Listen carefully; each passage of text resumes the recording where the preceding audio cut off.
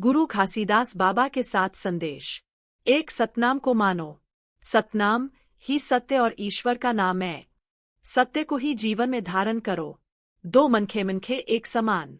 सभी मनुष्य एक समान हैं, कोई ऊंच नीच नहीं होता। जात पात भेदभाव छोड़ो। 3, बुरा देखो नहीं, बुरा सुनो नहीं, बुरा कहो नहीं, बुरा करो नहीं। चारों प्रकार के बुराई से दूर रहना ही सच्चा मानव धर्म है। 4, जीवन में अहिंसा अपनाओ। किसी भी जीव को हानि न पहुंचाओ। करुणा और दया का व्यवहार करो। 5, सादा जीवन उच्च विचार। दिखावा, आडंबर और पाखंड से दूर रहो। सत्य, साधुता और संयम में विश्वास रखो। 6, मातृभूमि और प्रकृति का सम्मान करो। पेड़ पौधे, जल, भूमि और सभी जीवों का संरक्षण करो।